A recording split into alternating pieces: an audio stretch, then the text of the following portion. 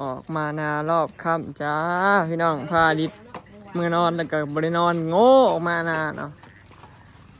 ป้าพาทั้งเหยียดควันกุ้มๆแล้วพี่น้องสบายดีพี่น้องสบายดีจ้าสวัสดีจ้าพี่เปิ้ลแม่ครัววันนี้คืนนี้เรามาฉลองดำนาเสร็จแล้วจ้าสรุปก็คือพี่น้องเฮาซื้อกับข้าวเนาะพี่เปิ้ลเพิ่นสิเลี้ยงทีมงานแล้วนะเพิ่นว่าเนาะซื้อกันมาตั้งแต่ปูแหละในเมืองพุ่นแล้วเนาะมีปลา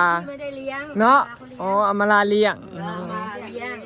โอเคอำมาลาเลี้ยงเนาะได้เอามีดไม้ป้าได้ปะสรุปก็คือมื้อแรกสิกินฉลองดำนาแล้วพี่น้องเนาะพอดีตอนรับอันพี่เปิ้ลเนาะเพิ่นมาแต่นอร์เวย์เนาะเนาะโอเคเยอรมันเนาะอยู่เบิร์ดเนาะหมดจ้ามีปลาพี่น้องเนาะซื้ออยู่ตลาดปักซองเนาะมาแวะซื้ออยู่ปักซองปลานิ่นเนาะเพราะว่าตะกี้ว่าสิเอาเป็ดเนาะแต่ว่าเฮากินหลายรอบแล้วพี่น้องเอาเป็นปลาไม่เมื่อกี้แต่ก็ลืมชื่อเนี่ยกลัวปลาจะไม่พอไปซื้อปลาเพิ่มมาอีก5 ตัวแล้วซื้อน้ำแข็งมาอีกลังนึงเดี๋ยวก็ต้องไม่ได้โทรบอกน้องสีทีว่าข้าวปุ้นอ่ะเพิ่มอีก2 โลบ่พอบ่2 โลกลัวไม่พอเพราะว่าฝ่ายนู้นเขาจะมาเป็น10 กว่าคนน่ะอ๋อเหลือไม่เป็นไรบอกเจ๊ซีก็ได้อยู่บ้านเป็นใครกับปุ้นเพราะว่าโทรศัพท์พี่ยังไม่ได้เติมเน็ตสบายดีเด้อพี่น้องโอ้ได้หับของฝากเบิดแล้วบ่นี่ได้อีหยังพากันได้อีหยังได้แต่เครื่องในค่ะอ๋อมื้อแรกสิใส่ชุดนี่บ่ใส่ชุดอันนี้บ้านก็สิใส่แต่เสื้อในมาเต้นค่ะสิพี่เปิ้ลจัดทีมชุดนี่ให้เบิดบ่แม่นค่ะ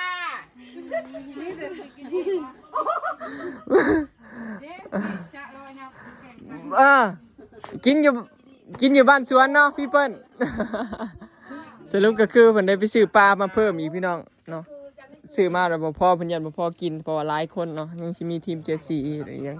บ่อาอีกเนาะโอเคเผาปลาพี่น้องเพิ่นสาวมาลาเพิ่นกับมากันครบพี่น้องมื้อนี้เนาะสปอร์ตครบกว้างก็ประมาณ20 กว่าคนเนาะอลิศกับผู้แหละเล่นน้ำมีไงรวยพี่สิพาไปเบิ่งอลิศพี่น้องอลิศเลือกชุดงามเพิ่นเลือกชุดนี้อันนี้บอกของฝากเพิ่นเลือกชุดนี้เพิ่นเลือกนะยึงว่าสิเอาตัวใดสิตัวน่ะปรับเลย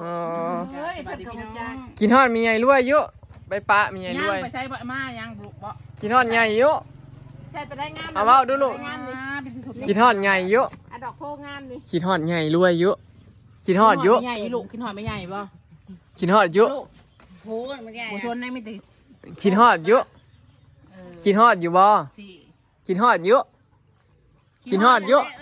กินฮอดบ่ลูกบ่กินฮอดอยู่กินฮอดไม่ใหญ่บ่อีน่ากินฮอดไม่ใหญ่บ่กินฮอดไม่ใหญ่บ่ลูกบ่เฉยอีน่าไปใช้คือไปป้าไม่ใหญ่พากันป้าอีเมลพี่น้องว่านี่เพิ่นออกมานานแล้วก็เลยบ่ได้บอกเพิ่นบอกโทรบอกเพิ่นจับชุดนี่จับชุดนี่มักชุดนี้บ่อ๋อพี่เปิ้ลใส่ชุดใดใส่ชุดเสร็จชุดนี้เปิ้ลมาซื้อมาฝากชุดงามแพทย์บ่ได้อยู่เปิดใช่พี่น้องเพราะว่ารีดนอนเลยออกมาน้ำหลังมันจะสุดงามๆเนาะแพงงามๆอยู่กับอ้ายนี่แหละเอาก็ลงมาเธอเป็นคนปักแตง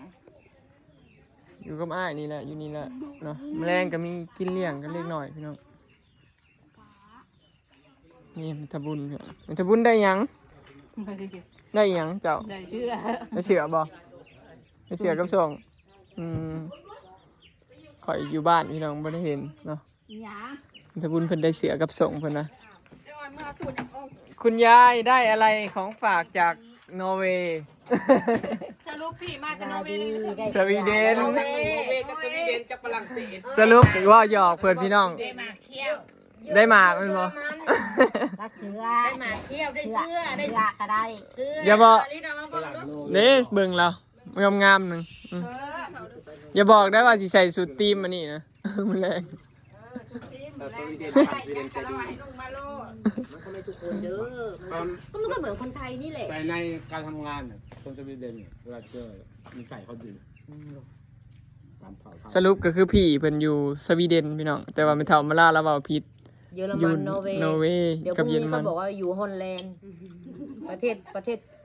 เพื่อนบ้านน่ะ พี่กูถามได้แล้วอยู่บ้านยังไง เราจำได้อีกบ่เมื่อวานนี่ก็หุงข้าวบ่เปิดบ่เสียบปลั๊กให้กิน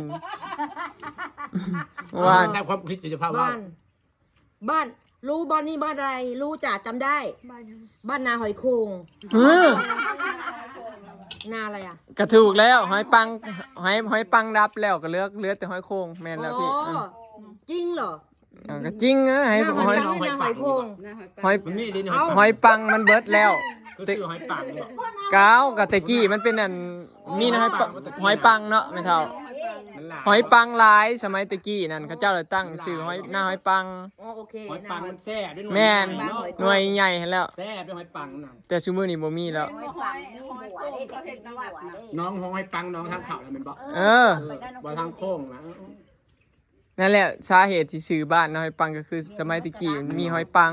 แซ่บด้วยหอยปัง สไลด์มันมีหาญาติพี่น้องอยู่พี่ก็เจ้าสิเอาหอยปังไปฝากทางพุ่นนั่นแหละประมาณนั้น บ่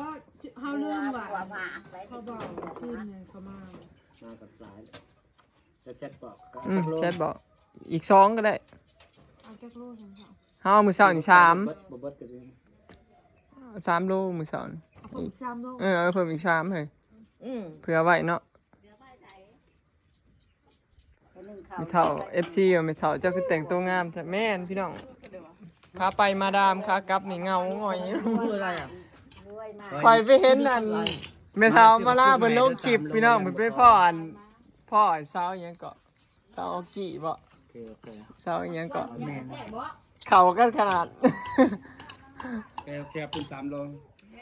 นี่ยไปลานนางเบิร์ด2,300แรกขึ้นไป6,000เบิร์ดอาศาสตร์ นี่ก็ขายเงินบาทคือกันนะราคาหา แม่นราคายเงินบาทส่วนหลายผู้ใดอะเซลล์ขายของเนี่ยขายเงินบาทเนี่ย เขาจะเอาของมา แม่นเขาจะเอาของมา ไหลง่ายมันทอดง่าย บอกเขาเจ้าส่วนหลายอันเอาของมาแต่ไทยเด้เขาเจ้าสิไล่209สีแนวนั้น ดอกจัน209 มันเว้าง่ายมันไหลง่ายเพราะว่ามันด่ามันเป็นเว้าไปน้อง มันกี่มันตกใจ มันไหลยาก ตกใจ สันนี่ผมเคยอยากไหลเวลาไปสันมันยากมันงงที่นะทำผมเคยไหล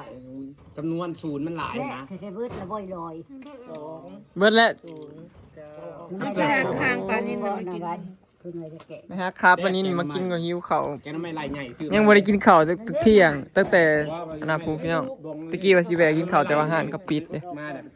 ตับไปหาแล้วคุณสิงาน กดออกไม่ได้กดออกไม่ได้ ไม่ไหลซื้อมาแบบนี้ไปหาสิงานสุด ให้มันหายไป เฮาน่ะบ่มีญาติพี่น้องอยู่พุ่นติ จะแงะจะสับแขนจับแขนก็สิงานอยู่ในภู ยกเลิก คันมีคนญาติพี่น้องเท่านั้นยังว่า ก้อนน้อยมันจะสิสุกงูสุกงกเดี๋ยวมันอยู่มันไม่ภูมันขึ้นหน่อยใหญ่ บ่เฮาไปทางนั้นป่ามันเป็นดงเด้ดงแคมเซ ก็ปวดแจกกำหนดหน่อยนะ มันเป็นน้ำเซเลยเนาะทางข้างเบื้องพุ่น ปีละตีนข้ามเอา แล้วก็ดอกจัน มันเอาอะไรมีผู้รอบนี้ตาม อยู่ในตีนภู นี่พี่น้องลำปิ่งปลาจ้าพี่นู้นเท่านี้ มีคนหาทำเอาหึยมันเอาอะไรมันใหญ่ ถ่าแดนเด้อแม่เฒ่าลี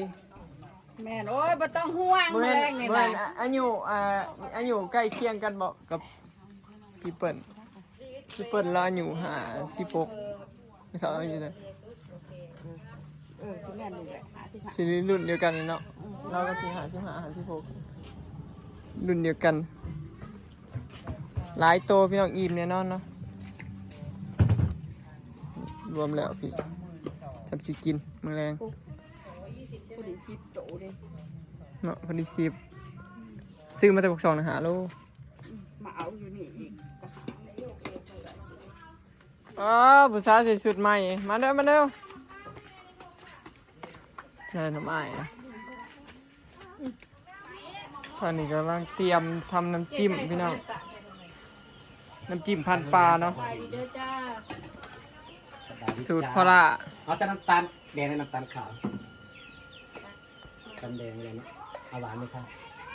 เดี๋ยวกัดเลย2 3พอแล้วทำให้นอกกระเทียมมันซีนี่ ซ้ำว่าเซฟว่าแซ่บแล้วเนาะ ถ้ามันเข้มด้วยจ้ะ เอ้าเข้มกับเซฟเข้ม 2 บวง2 เซฟนะคะ 2เซฟ 2 เซฟ2 เซฟผงนัวนี่แนวแซ่บนี่บ่มันแซ่บ อ๋อมันแซ่บน้ำตัวนี้ กระเทียมดองมันจังหอมมีบ่สุดมีบ่มีซักสูตรฉันก็ใส่น้ำกระเทียมดองสมุนตาแหลกนะสิปลาใส่พริกทุกหนึ่งมันก็ใส่ ที่ไปซื้ออีกซะเนาะเตรียมเรา มันหอมเราใส่น้ำกระเทียมดองเราเห็ดจิ้ม นี่น้ำปลา ใส่เห็ดน้ำจิ้มซีฟู้ดเราต้องใส่น้ำกระเทียมดองน้องหมักมันหอม เจ๊จักหน่วยในนี้เนี่ยช่วงน้องใหม่ในใด พอดอกสองหน่อยนะเทียมนะครับแม่คันเฮาบ่มีน้ำกระเทียมดองก็ใส่น้ำอันนี้ครับ เอาพายุสิมาเลย หาเบาได้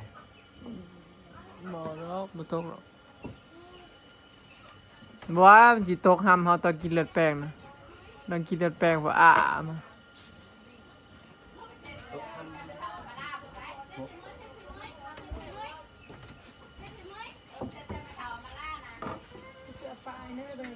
เดี๋ยวจะขี่รถจักรไป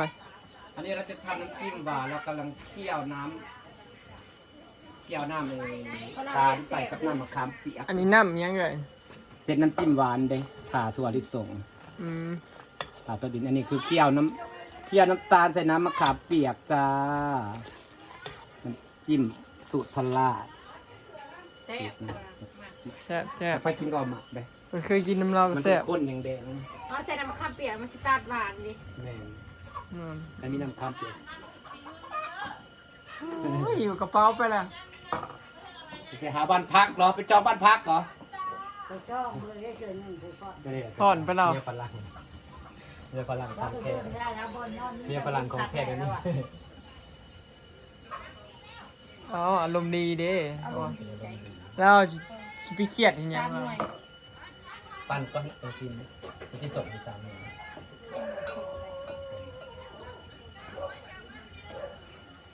ใส่อีกวันหนึ่งบ่ ถ้าซิมเด้อพี่น้องผู้ใดอยากมาเด้อเนาะ สีแซ่บหรือสีนวลหรือคืออำมาลา ใส่อีกบนน้ำตาลอะไรอย่างเงี้ยพอมันสิเปียกพอใส่ไป นวดแล้วก็ถือใจไม่เท่าเขาแล้วทั้งหนุ่มนะก็กำลังอันนั้นพี่น้องกำลังอันแกะในที่ดินอยู่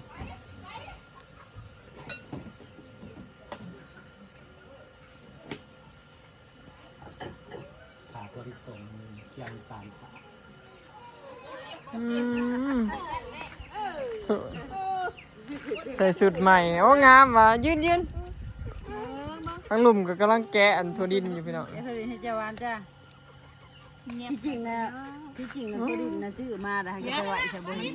ช่องทงคอยเห็นช่องทงต่างหากแบบผู้หาเสียง หลายคนเก็บซอยกันเนาะ เดี๋ยวจะไปใช้หาบ่เห็นของได้เงินตัวนี้เบิ่งเด้อน้องข้าวเปลือกคอยออกไปหาแล้วบ่เห็น มันหลายอย่าง กินแล้วมันแล้วจะกิน ที่จริงน่ะซื้อมาแล้วพี่น้องแต่ว่าหาบ่เห็นซื้อใหม่ให้แกะใหม่บัดนี้พูดไม่เผาคอยเล่างัวเกลือสิเอาเกลืองัวกินทุกอย่างค่าจุดขยะก็เลยให้มันกินขยะโอ้ยเลี้ยงงัว ต่อไปก็จะเฮ็ดพูด อนาคตต่อไปก็แบ่งพูดด้วยกันนั่นจะพูดกับปิ่งปลาพี่น้อง2-3 ทีมเนาะเห็ดกับเขาวกินแรง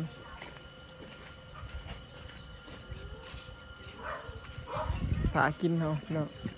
คลิปนี้ก็สิเขาเก็บภาพบรรยากาศไว้ซ้ำนี้เด้อพี่น้องเนาะฟ้าลิดออกมาหน้าเนาะไปแล้วพี่น้องสบายดีพูนมาแล้วกูจ้าเถิดยา ดื้ออ่ะ สิได้นี่ ไพ่มาน่ะนะไพ่มาน่ะ เวียดได้ทั้งเวียดไปแม่ กูว่าเมียปล่อย